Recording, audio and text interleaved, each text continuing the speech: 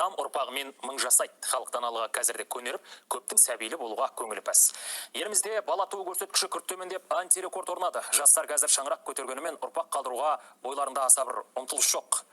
Бірі жағдайдың жоқтығы, кейбір жұмыстың көптігі деп сылтауратып жауапкершіліктен сытылып жүрген көрінеді. Тіпті дүниеге перзент әкелуден үзілді бас тартып, өз басының қамымен жүргендер де жетерлік.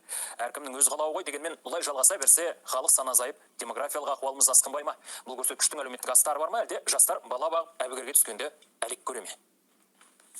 Елімізде бала туу көрсеткіші антирекордтық деңгейге жетті. Мұны біз емес, ұлттық статистика бюросы айтып отыр. Мәселен, былтыр қаңтар, наурыз айларында 77.300 нәресте дүниеге келген екен. Бұл өткен жылмен салыстырғанда 16% аз. Әрі соңғы 10 жылдан астам уақыт ішіндегі ең төменгі көрсеткіш.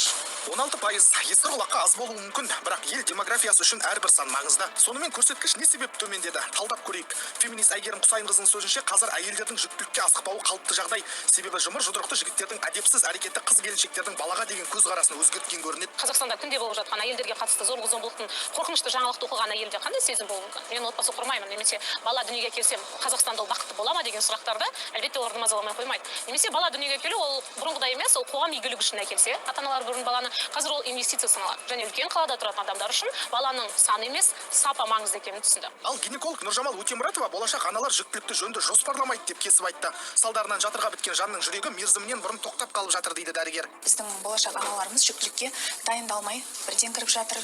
Тағы да өздерінің бір созылмалы аурулары болса, соларды емдемей, ол созылмалы аурулардың бәрі жүктілік кезде өршеңдейді.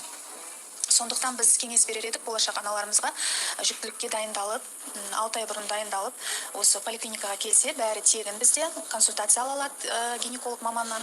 Ақ халаттылар нәрестелі болу үшін асқан ұқыптылық пен дайындық керек десе, елімізде бұл кеңесті келе кетпейтін арулар да бар екен. Жүктілік былай тұрсын, мүлдем балалы болуды қаламайтын бұл ұстанымды child free деп атайды. Қарагөз Тұрмағанбет саналы түрде сәби сүюден бас тартқан. Оның сөзінше, баланың қажеттілігін толық қамтамасыз ете алмаса, оны дүниеге әкелудің мәні жоқ. Балаға болашағы жоқ, өмір сыйлағанның мақсаты не?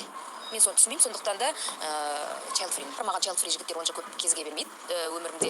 Кезген күннің өзінде де шамалы уақыттан кейін бала сүйгісі келетінін түсініп, сосын екі жаққа кетеміз деген сияқты ғой. Сондай әзірге жоқ. Енді мен child free жігітті елден таппасам, шетелден іздеп көремін деп ойлаймын.